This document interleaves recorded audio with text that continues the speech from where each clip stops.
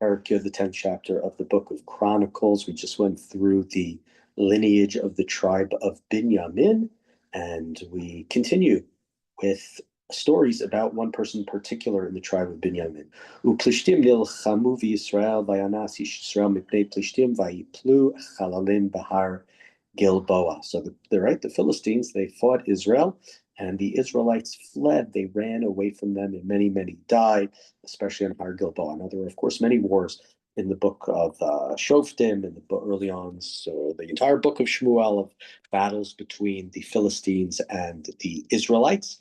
But this is referring to a specific battle when Shaul was king. Vayad Biku, excuse me, Plishtim Achrei Shaul v'Achrei Vanav, Vayaku Plishtim et Yonatan v'et Avinadav v'et Malkishua b'nei Shaul. The Philistines, they chased after Shaul and they killed three of his sons, Yonatan, who sometimes called Yehonatan, of course, the best friend with King David, Avinadav and Malkishua. Vatichbar hamilchamal Shaul, and the war raged heavily on Shaul. He was in a very difficult position.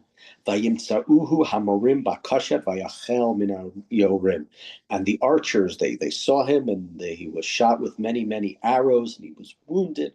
Vayimer Shaul anosech udak reini va pen yavo ha'arilim ha'ela v'taluvi v'lo avla nosech elav ki yarei ma'od. So Shaul turns to his caddy, his weapon bearer, and says to him, "Kill me. Draw your sword and kill me, because I do not want these uncircumcised Philistines to take me, and they're going to mock me and make sport out of me."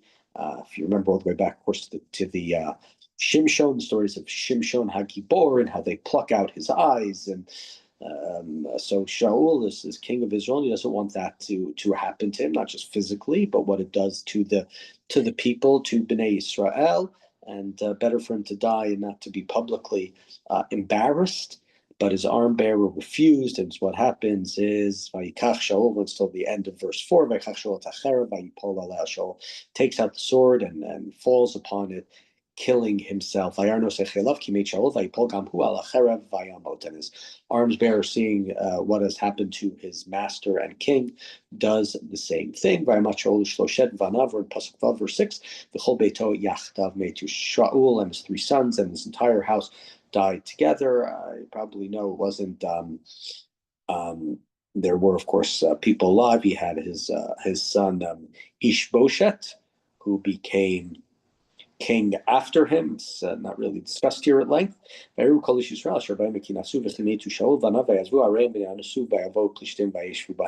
what happens is, because of this, the loss of this battle, so a lot of the territory close to today would be maybe we'd say the Aza envelope, as it's called, that the Jews have to flee from there, and they abandon their towns. It's not a place that's secure, and the Plishtim come and they gain more territory. The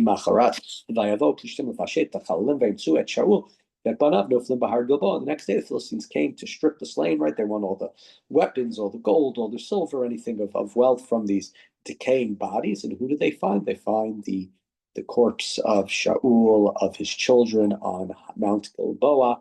Vayafshituhu vayisuet rosho v'yatkela v'yishalchu ve'eretz plishtim saviv levaser et atzabehem v'et ha'am. And what happens is, they strip him of his royal garments, and they carry off his head and his armor, and they send it throughout the land of the Philistines to spread the news to their idols and among their people. We have killed the king of Israel. Look at what he looks like. This is his head. This is his armor. We have defeated them. Thank you, our gods. Vayasimu, in verse 10, at Kelav Beit Elohehem Vetkul Galato, Takul Galuto, Taku Beit Dagon. They place his armor in the temple of their god, and they impale his head in the temple of Dagon. We discussed this perhaps back when the Philistines took the ark, the Aron, and they placed it into the Beit Dagon. Exactly what is Dagon is related to the word Dag, for those who say that the Philistines were a sea-faring people, and others say maybe it's related to grain, or different exactly what type of god this Dagon is. But obviously, by placing his sword, placing his his head in their in their temples, is to show that they had supremacy over them. And we saw the same thing in a very, very significant episode with David, when David is running away from Shaul after he's let down through the window by his wife Michal, Shaul's daughter. He runs to the city of Nov, and he lies and says he has to take bread and food to men, that he's on a secret mission. And when he's in the city of Nov, running away from Shaul, he takes the sword and the armor of Goliath and Goliath, which were sitting in a sort of a temporary temple or so that was in the city of Nov, the city of a priestly city in Israel. So this must have been perhaps something culturally that you did to demonstrate the glory of your God. You would take relics, artifacts, weapons, and place them in the temple to show that our God has defeated these things. Continuing verse 11, Pasuk Yud Aleph, Vayishmu kol yavesh galad et kol asher asu plishtim l'shol. The inhabitants of Yavesh Gilad heard about what happened to Shaul. Yavesh Gilad is the great episode in Shaul's life when Nachash HaAmoni comes and attacks and threatens the people of Yavesh Gilad. He cuts out their eyes because then they wouldn't be able to see, because they're the helmets and masks in the ancient world would cover over one eye, and you'd be able to see out of the other eye. He threatens to cut out the eyes of all the members of Yavesh Galad, and they won't be able to go to battle at all. And so they have a great love and respect for Shaul. And so when they hear what happened,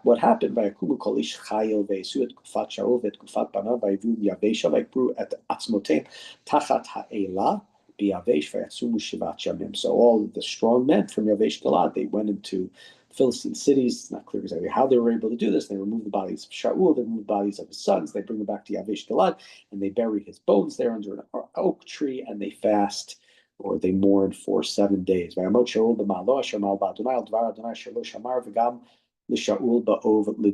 have a editorial comment. That was all history. And then we're told, and why did Shaul die? It was because of his sins, because he didn't listen to God, told him to kill all of Amalek, and he spared the king, and he spared the sheep. He didn't wait for Shmuel when Shmuel told him to wait for him, and also points out when he felt desperate before that last battle and went to a medium, as we would call today, to try to communicate with Shmuel, because God was not answering him. And he didn't seek the advice of God. And therefore, the crown, the throne, was given over to David ben Yishai. Now, this last verse here to me sounds a little bit difficult, because he does try to ask God, but God doesn't answer him. And the classical commentaries, deal with that and say things like, he did ask, but because he went and asked, then idols went through a medium, so it's as if he didn't ask. Did he really ask? Of course he really asked. But here we learn about the death of Shaul, and on a literary level, in many ways, Shaul is a contrast to David, sort of a foil to David to an extent. He is the person who is a feeble leader, not very strong, really challenged in that way. As opposed to David, who's very strong, very decisive, knows when to go out and kill, and knows when to pull back and be compassionate, and David was really a leader of people, which Shaul was not. Whenever I think of Shaul, I think of somebody. It's sad to me. It's like somebody who's set up for failure. It's very hard to understand why Shaul, based upon the way his characters is written into the book of Shmuel, as to why he was chosen to be the first king of Israel. He seems to not exude that confidence and that strength and those leadership qualities that are necessary. And so he's a challenging character. Gives us a short chapter, a little time to talk about him, and he's the foil in many ways, right? He has multiple sins, and sins that don't look good, and David is the contrast to that. Shaul, God leaves Shaul, and he gets to some sort of he becomes depressive or bipolar. It's not clear when God's Spirit leaves him, and God's Spirit goes to David, and is always with David. David has he's like the charmed personality. Everything that he touches in the early stories about him turns to gold, right? The defeat of Goliath, the defeat of his beautiful music that brings him to the palace, many victorious, many victories in battle that David has early on in his life. He's the foil, he's the contrast to Shaul, which gets Shaul upset, of course, when the women of Israel sing when they come back to battle. Shaul, Saul slays them by the thousands, David by the tens of thousands, which starts to get Shaul upset at David and therefore want to kill him. But here in this book, so it's again, this is a book, I don't know, I'll call it 100% full-fledged propaganda, but a book that's really about the family of David and all of the things that David and his descendants did, and putting a lot of it into a very, very positive light. And therefore, seeing Shaul and seeing his mistake is going to magnify David greater. And I'll just mention this, probably mention in the future chapters. There is one episode in the life of David, which we all know, which is maybe the after the Goliath episode, maybe the most well-known episode of David in his lifetime, which is, of course, his sleeping with the married woman Bathsheba, and then the killing of Uriah Hachiti. This is a book that lauds King David and his descendants, and therefore it's not mentioned. It's not of the book, which is sort of shocking. I don't know if it's like everybody knows Star Wars. I don't know if it's like showing the Star Wars movies and then not saying that Darth Vader is Luke Skywalker's son or something of that sort. I don't know.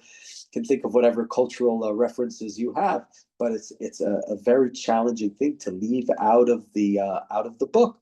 But right, a book has a goal. A book has a reason that it's written and what it's trying to do.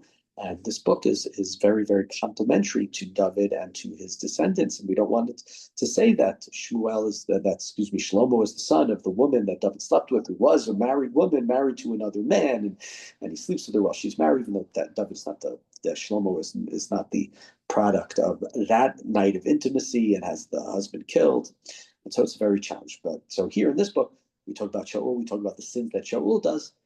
David, we're not going to really talk so much about his sins. There'll be certain things we mention, but the biggie is ignored.